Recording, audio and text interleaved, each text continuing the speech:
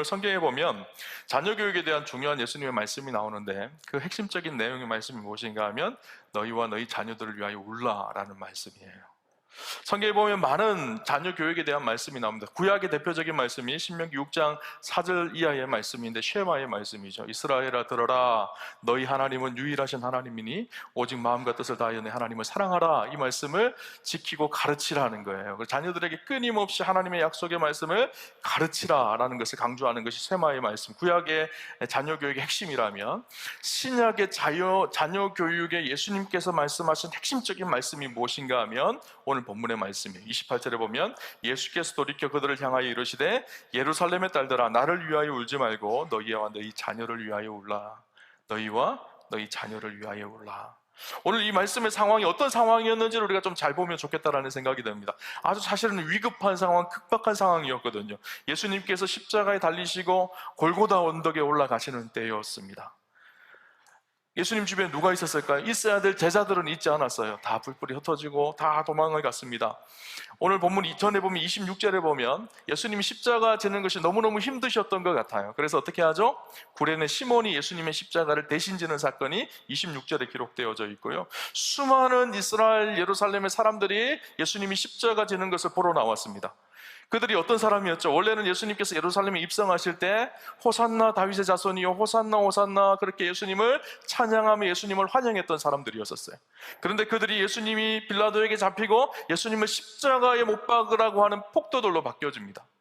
예수님을 십자가에 못 박게 되어졌죠. 그래서 예수님 십자가 지고 가는 그 길에 수많은 예루살렘의 사람들이, 이스라엘 사람들이, 특별히 유월절이어서 많은 사람들이 유월절을 지키러 왔을 때 예수님이 십자가 지고 가는 모습을 보게 되어지죠.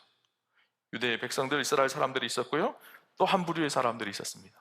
예수님을 뒤따라오며 눈물로 예수님의 십자가의 고난을 안타까워했던 여인들이 있었죠. 오늘 본문 27절에 보면 그를 위하여 가슴을 치며 슬피 우는 여자의 큰 무리가 있었다라고 성경은 말하고 있습니다. 여인들이었습니다. 예수님을 사랑했던 여인들이 예수님 십자가 지고 가는 그 모습을 바라보며 애통해하며 눈물을 흘리고 있었죠. 예수님은 아마 이 여인들의 울음 때문에 굉장히 큰 위로를 받으셨을 것 같다라는 생각이 듭니다. 마음이 힘들고 외롭고 고독하고 고통이 너무너무 극심한 그때에 이 여인들의 울음이 예수님의 마음에 큰 위로와 평안함을 주지 않았을까라는 생각을 해봅니다.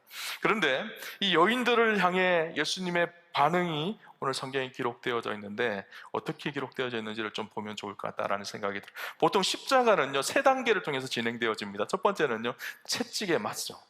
십자가를 지는 사람은 무서운 채찍에 맞게 되어집니다. 그리고 그 채찍을 맞고 난 이후에 십자가를 지고 골고다까지, 십자가 지는, 십자가에 달려 죽는 그 장소까지 십자가를 지고 메고 올라가게 되어집니다. 그리고 마지막 3번째 단계가 십자가를 지고 거기서 죽음을 당하게 되어지죠. 예수님은 첫 번째 단계를 지났어요. 채찍에 맞으시고 모진 고통을 다 당하셨습니다. 십자가를 지고 올라갈 힘과 기력이 없으시니까 어떻게 했을까요? 로마 병사들이 구레네 시몬, 옆에 지나가던 아무 상관이 없었던 구레네 시몬을 데리고 와서 대신 십자가를 지게 합니다. 그렇게 기력이 없으시고 힘드셨던 그때에 예수님께서 자기를 뒤따라오며 자기를 위해 울고 있던 그 여인들을 향해서 시선을 돌리십니다. 그래서 오늘 28절에 보면 예수께서 돌이켜 그들을 향하여 이르시되 이렇게 기록을 하고 있죠. 예수님께 그 지친 몸, 힘든 몸, 한 걸음 한 걸음 내딛기도 어려운 그 상황 속에 돌이켜서 그 여인들을 바라보시고 그들을 향하셨고 그들에게 말씀하셨다라는 거예요. 무슨 말씀하셨을까요? 너무너무 힘들고 너무너무 고통스러운 이 순간, 말 한마디 떼기가 힘들었던 그 순간 사력을 다하여서 예수님께서 그 여인들에게 하셨던 말씀이 무슨 말씀인가 하면 28절에 예루살렘의 딸들아 나를 위하여 울지 말고 너희와 너희 자녀를 위하여 울어라 그렇게 말씀하셨어요. 무슨 말씀일까요? 여기서 예루살렘의 딸들은 누구를 말하는 것일까요? 1차적으로는 예수님 뒤를 따라와서 예수님을 위해서 울고 있는 그 여인들입니다. 근데 이 예루살렘의 딸들이라는 말은요 헬라어 원문에 보면 디가테레스 이 예루살렘이라는 말로 기록되어져 있는데 이 말은요 이 디가트레의 복수형인데 그 의미가 어떤 의미인가 하면 집합적으로 그곳에 있는 모든 시민과 주민을 다 일컫는 말이라고 한다고 합니다. 그러니까 무슨 말일까? 이 말은 단순히 예수님 뒤만 따라오는 그 여인들만 의미하는 것이 아니라 예루살렘과 이스라엘에 살고 있는 자녀를 두고 있는 모든 어머니들에게 하는 말이기도 합니다. 이것을 보다 확정시키면 오늘 우리에게 주시는 말씀이기도 하죠. 믿음의 부모들, 하나님을 섬기며 믿음으로 살아가는 믿음의 부모들에게 주시는 말씀이기도 하다는 거예요. 그 여인들이 예수님을 위해 올 때 예수님이 얼마나 큰 위로가 되었을까요? 그런데 예수님께서 그렇게 말씀하십니다. 첫 번째 말씀하시는 것이 무엇인가 하면 나를 위해서 울지 말라라고 그렇게 말씀하고 있죠. 왜 예수님께서 나를 위해 울지 말라고 하셨을까? 이렇게 힘들고 어렵고 고통스러운 순간 왜 나를 위해서 울지 말고 너희 자녀를 위해서 울으라고 그렇게 말씀하셨을까요? 1차적인 그 의미는 무엇인가 하면 예수님이 걸어가신 이 길이 고난의 길이고 십자가의 길이지만, 이 길이 물론 너무나 고통스럽고 힘들고 어려운 길이지만 이 십자가 고난의 의미 속에는 하나님의 구속의 놀라운 은혜가 있었기 때문이에요. 예수님은 당하는 고난이셨지만 우리를 구원하시기 위해서 예수님께서 선택하신 길이죠. 그래서 마땅히 그 길을 걸어가신 것이죠. 예수님은 고난을 당하시는 일이었지만 그 속에는 하나님의 섭리와 하나님의 은혜와 하나님의 뜻이 있었던 거예요. 그래서 예수님은 그 하나님의 은혜와 섭리를 바라보고 계셨던 것이죠. 나를 위해서 울지 말라라는 거예요. 왜냐하면 나에게는 고난이고 고통이지만 너희에게는 구원을 받는 놀라운 역사이고 축복이라는 것을 예수님께서 역설적으로 말씀하고 있는 고백이기도 하신 것이죠. 우리는 고난하면 십자가하면 너무너무 고통스럽게 생각을 하는데요, 우리가 이 사순절을 보내고 고난주간을 보낼 때 성금요일, 예수님이 십자가에 달려 돌아가신 그날을요 우리는 성금요일이라고 하지만 영어로는요 굿프라이데이예요. 좋은 금요일이에요. 우리를 위해 예수님께서 십자가에 달려 돌아가신 날, 예수님께서 그 섭리를 바라보면서 이야기하고 계십니다. 예수님은 그 영적인 의미를 담아 여인들에게 말씀하고 있는 거예요. 나를 위하여 울지 말라. 그러면서 뭐라고 말씀하시는가 하면 나를 위하여 울지 말고 너희와 너희 자녀를 위해서 울라라고 그렇게 말하고 있습니다. 여기서 울다라는 말이 헬라어로는 클라이에테라는 말인데 이 말은요 펑펑 우는 거예요. 펑펑 우는 거. 울음을 찾기 위해서 억지로 흐느껴 오는 것이 아니라 애통해하며 펑펑 울라는 거예요. 너희의 자녀들을 위해서 애통해하며 펑펑 울라는 거예요. 왜 예수님은 너희의 자녀들을 위해서 그렇게 울라라고 그렇게 말씀하셨을까요? 그 다음에 29절에 그 의미가 나오는데 뭐라고 기록하는가 하면 보라, 날이 이르면 때가 되어질 것이다. 무슨 때일까요? 심판의 때가 올 것이다. 심판을 견디지 못하는, 그래서 멸망의 길을 가고 있는 너희의 자녀들을 위해서 울라는 거예요. 이 말은요 단순히 이 말은 첫 번째 의미가 무엇인가 하면 AD 70년경에 로마의 티투스 장군에 의해서 예루살렘은 함락당합니다. 예루살렘이 로마에 반란을 하게 되어지고 거기에 황제가 티투스 장군을 로마의 티투스 장군을 군인들과 함께 예루살렘에 보냅니다. 이 티투스 장군에 의해서 로마가 예루살렘이 완전히 멸망을 하게 돼요. 완전히 고통 속에 함락되어집니다. 그때 가장 많이 죽었던 사람들이 누군가 하면 여자들과 어린아이들입니다. 미처 도망가지 못했던 여자들과 어린아이들이 학살을 당하죠. 예루살렘 성은 무너지고 성전이 다 회파되어지고 이 예루살렘이 망하는 그때가 있었죠.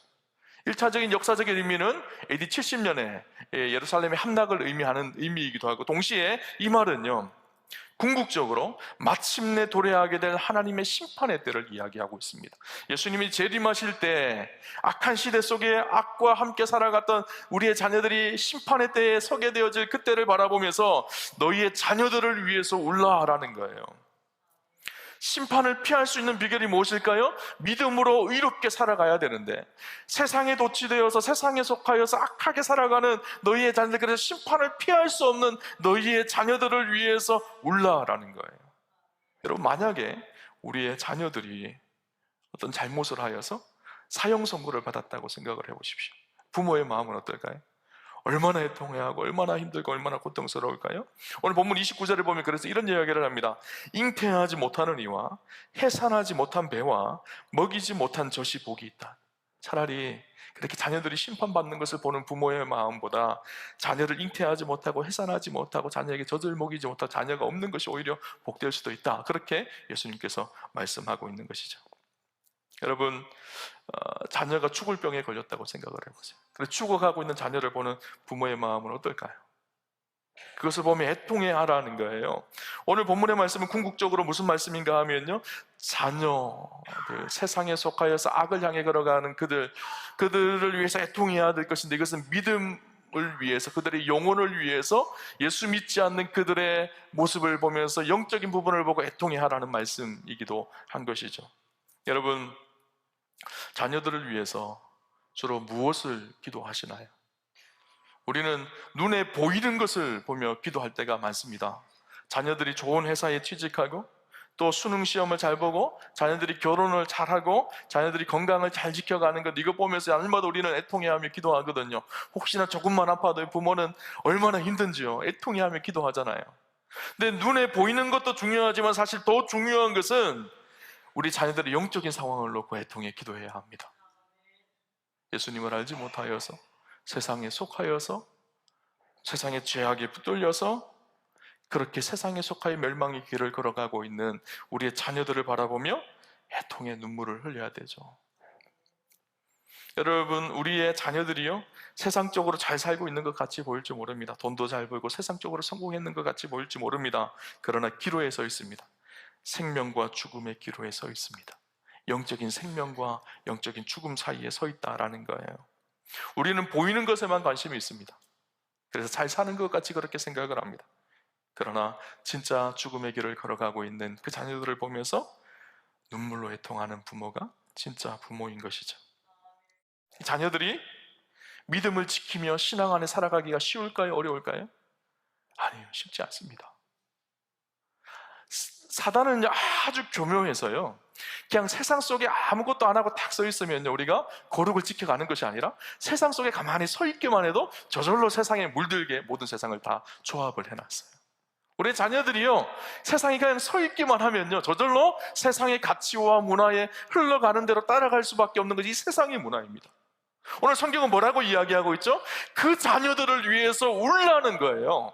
부모가 해야 될 일이 무슨 일인가 하면, 이 악한 시대를 살아가고 심판을 피할 수 없는 이 시대에 우리의 자녀들을 위해서 애통해하며 울라! 예수님께서 그렇게 말씀하고 있는 것이죠. 이것이 예수님의 자녀를 기르는 자녀 교육의 방법이에요. 아까 말씀드렸듯이 구약의 자녀를 기르는 대표적인 하나님의 말씀이 무엇이었을까요? 신명기 6장 4절부터 나오는 쉐마의 말씀이었거든요. 이스라엘 자녀들에게 하나님의 말씀을 가르쳐 지키게 행하라는 것이 쉐마의 말씀의 핵심입니다. 그들이 가나안 땅에 들어가게 되어져요. 가나안 땅에 들어가게 되어지면 가나안의 문화와 하나님이 없는 우상 숭배가 가득한 그 땅에서, 음란하고 악한 땅에서 그들을 지키기 위해 살 수 있는 방법이 무엇인가 하면 자녀들에게 끊임없이 하나님의 약속과 말씀을 가르치라는 것이었어요. 근데 오늘 예수님은 거기에서 한 발자국 더 나아가고 있는 거예요. 자녀들에게 끊임없이 하나님의 약속과 말씀을 가르치지만 부모가 해야 될 또 한 가지가 있는데, 그것이 무엇인가 하면 자녀들을 위해서 눈물로 기도하는 거예요. 말씀을 가르친다라는 것은요, 기준을 가르치는 거거든요. 무엇이 잘못되었고 무엇이 바른 것인지를 가르치는 것이 말씀을 가르치는 것입니다. 근데 문제는요, 우리가 그 기준을 가르쳐 준다고 하더라도 우리의 자녀들이요, 그 기준을 따라서 잘 살아내지를 못해요. 무엇이 필요할까요? 하나님의 은혜가 필요하거든요. 하나님의 도우심이 필요하거든요. 하나님의 은혜와 하나님의 도우심을 표현하는 것이 오늘 성경은 뭐라고 얘기하고 있죠? 자녀들을 위해서 울라는 거예요. 무슨 말일까요? 하나님의 은혜를 구하라는 거예요. 우리의 자녀들이 하나님 앞에 진실하게 믿음으로 살아갈 수 있도록 그 자녀들을 위해서 눈물로 기도하라는 것입니다. 그것이 예수님의 교육의 방법이었었어요. 우리의 한계를 깨닫고 하나님의 은혜를 구하는 것, 그것이 자녀들을 위하여 우는 것이죠. 여러분, 울음은요, 논리적인 것을 뛰어넘습니다. 여러분, 사람은요, 논리적인 것을 좋아하죠. 그런데 논리적으로만 사람이 변하지 않습니다. 지식이 많다고 해서 사람이 변하는 것이 아니죠. 이 지식이 변하려면 이 지식에 있는 것이 어떻게 해야 될까요? 마음으로 내려와야 돼요. 마음이 움직여야지 사람이 변하는 거거든요. 말씀을 가르치는 것은 지식을 쌓는 일이라면, 눈물은요, 이 지식이 마음으로 오게 하는 것이 눈물이에요. 눈물에는 힘이 있습니다. 그럼 눈물의 구성 요소가 어떻게 되는가 하면요, 눈물의 구성 요소가 대부분은 물이죠. 그리고 소금과 단백질, 지방 조금씩 있다고 해요. 근데 진짜 눈물의 구성 요소는 뭔지 아세요? 사랑이에요. 진짜 눈물의 구성 요소는 무엇일까요? 진심이에요. 그래서 눈물을 보면요, 그 사람의 진심을 느끼게 되어집니다. 눈물을 보면요, 그 사람의 사랑을 느끼게 되어져요. 우리 자녀들을 변화시킬 수 있는 것은 무엇일까요? 세상의 지식과 지혜가 아니에요. 눈물이에요. 부모의 눈물입니다. 오늘 본문에 보면요, 하나님께서 예루살렘 딸들에게 자녀를 위하여 울 때 너희 자녀라는 표현을 쓰고 있어요. 너희와 너희 자녀라고 이야기하고 있죠. 이 말의 의미가 무슨 말일까요? 너희 자녀라는 말은 너의 것, 너의 소유되었다라는 말의 의미가 아니에요. 우리는 우리의 자녀를 자꾸 우리의 소유라고 생각을 합니다. 그래서 내 마음대로, 내 뜻대로, 내 욕심대로 자녀를 키우려고 하죠. 여기서 너희 자녀라는 말은요, 청지기적 사명이 있다라는 거예요. 우리에게 맡기신 존재라는 거예요. 우리의 자녀들을요, 하나님께서 우리의 손에 맡기셨습니다. 그 아이들이 하나님의 뜻 가운데 잘 자라서 하나님의 영광을 드러낼 수 있는 자녀로 잘 성장할 수 있도록 하나님께서 우리에게 그 자녀를 맡기신 것이죠. 그런데 우리는 우리의 자녀를 우리의 소유처럼 생각할 때가 많아요. 그래서 이렇게 해라 저렇게 해라 부모의 욕망대로 우리의 자녀를 이끌어갈 때가 많습니다. 자녀는 우리에게 맡기신 하나님의 축복입니다. 그 자녀를 위해서 우리가 마땅히 해야 될 일이 뭔가 하면 우는 일이에요. 눈물로 우리의 자녀들을 축복하는 일이죠. 여러분, 자녀들이요, 부모의 눈물을 보면서 자라야 합니다. 그때 자녀들이 변화되기 시작해요. 자녀들은 부모의 눈물의 기도를 먹으면서 자라야 돼요. 하나님의 은혜가 우리의 자녀들 가운데 임하여야 합니다. 하나님의 도우심의 손길이 우리의 자녀들을 붙들어 가야 돼요. 그 일이 무엇일까요? 눈물로 기도하는 일이거든요. 여러분, 자녀들을 위해서 우시나요? 자녀들을 위해서 하나님의 은혜를 구하며 우시나요? 여러분, 다른 자녀들은 다 부모의 눈물의 기도를 받으며 자라고 있는데 나의 자녀만 내가 기도하지 않아서 눈물의 기도를 받지 못한다면 얼마나 손해인가요? 너희 자녀라는 말은요, 우리에게 그 자녀를 위해서 울어라는 책임을 주신 거예요. 다른 부모가요, 우리 자녀를 위해서 울어주지 않습니다. 내 자녀를 위해서 하나님께서 내 자녀를 나에게 맡기시기에 그들을 위해서 울 수 있는 우리에게 사명감을 주신 거예요. 그럼 자녀를 위해서 우셔야 합니다. 그것이 자녀를 길러가는 부모의 사명인 거예요. 그러기 위해서 예수님께서 아주 중요한 말씀을 한 가지 더 하시는데요, 뭐라고 말씀하시는가 하면 너희와 너희 자녀를 위해서 울라라는 거예요. 너희 자녀를 위해서 우는데 먼저는 뭐라고요? 너희를 위해서 울라는 거예요. 이게 무슨 말일까요? 부모가 변하지 않으면요, 자녀는 변하지 않습니다. 부모가 자기 자신의 신앙을 놓고 처절하게 울 수 있는 마음이 있어야 돼요. 부모는 믿음으로 살지 않는데 자녀들에게 믿음으로 산다고 권면해서 되는가요? 아니에요. 부모가 하나님 앞에 온전하지 않은데 자녀들이 하나님 앞에 온전할 수가 있을까요? 그래서 오늘 성경은 뭐라고 하는가? 먼저 너희를 위해서 기도하고 그 다음에 너희 자녀를 위해서 기도하라고 그렇게 이야기하고 있는 것이죠. 자기를 위해서 눈물을 흘리라는 거예요. 하나님 앞에 온전하지 못했던 자신의 모습을 놓고 온전하게 하나님 앞에 설 수 있도록 눈물로 기도하라는 것이죠. 최고의 뒷바라지가 무엇일까요? 눈물로 기도하는 거예요. 자녀들을 위해서 눈물을 뿌리는 것이죠. 이것이요, 하나님께서 부모에게 주신 사명입니다. 여러분, 주님은요, 나를 위해 울지 말고 너희와 너희 자녀를 위해서 울으라고 그렇게 말씀하셨습니다. 이것은 명령인 것과 동시에 약속이기도 합니다. 너 계속 울어, 계속 울어야만 돼, 이렇게만 말씀하신 것이 아니라 눈물로 씨를 뿌리면 어떻게 될까요? 기쁨으로 단을 거둘 때가 있다라는 거예요. 그래서 우리 잘 아는 시편 126편 5절에 6절에 이렇게 얘기하죠. 눈물을 흘리며 씨를 뿌리는 자는 기쁨으로 거두리로다. 울며 씨를 뿌리러 나가는 자는 반드시 기쁨으로 그 복식단을 가지고 돌아오리로다. 눈물로 씨를 뿌리면 하나님께서 그것을 다 잊지 않는 것이 아니라 기억하고 계시고 열매 맺게 하신다라는 거예요. 눈물을 닦아주실 때가 있고 그 속에서 하나님께서 열매 맺게 하실 때가 있다라는 것이죠. 여러분, 잘 아는 이야기가 있습니다. 어거스틴의 어머니 모니카에 대한 이야기. 어거스틴은요, 당대의 최고의 나쁜 아들이었었어요. 16살에 집을 나가가지고 세상에 쾌락과 정욕을 쫓고 그렇게 살았었어요. 마니교라는 이단을 추종하며 그렇게 살았었어요. 그러니까 이 어머니 모니카가 눈물로 이 아들을 위해서 기도합니다. 무려 16년 동안 눈물로 기도합니다. 아무리 기도해도 응답이 없자 그가 어떻게 하는가 하면 당시 암브로스라는 교부를 찾아갑니다. 주교를 찾아가서 자기 아들 이야기를 합니다. 그 아들 이야기를 하자 암브로스라는 교보가 뭐라고 얘기하는가 이렇게 얘기해요. 어머니의 기도는 결코 망하지 않습니다.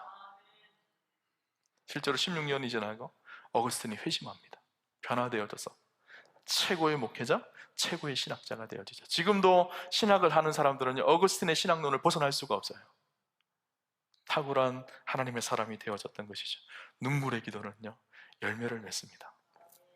시편에 보면요, 다윗이 이런 고백을 합니다. 시편 56편 8절에 보면 나의 유리함을 주께서 계수하셨사오니 나의 눈물을 주의 병에 담으소서 이것이 주의 책에 기록되지 아니하셨나이까. 나의 눈물을 어떻게 한다고? 주께서 계수하셨다라는 거예요. 우리의 눈물을 하나님께서 세셨다라는 거예요. 그리고 우리의 눈물을요 주의 병에 담으소서 이렇게 기도하고 있어요. 다윗이 이 은유화해서 시적 표현을 쓰고 있는 것이죠. 우리의 눈물이 주님이 준비한 눈물의 병에 담긴다라는 거예요. 여러분, 우리의 기도와 우리의 눈물이 땅에 떨어져서 사라지는 것이 아니라요, 하나님께서 그것을 받으셔서 눈물의 병에 담으십니다. 이 병에 눈물이 가득 차게 되어지면 하나님의 뜻과 하나님의 역사가 이루어질 그날이 반드시 있다라는 거예요. 여러분, 자녀를 위해서 울 때입니다. 악한 시대에 우리의 자녀들이 믿음으로 악함을 견뎌내고 세상을 승리하며 하나님의 백성으로 살아갈 수 있도록 우리의 자녀들을 위해서 함께 우는, 저는 우리 우암교회 성도님들이 되었으면 좋겠습니다.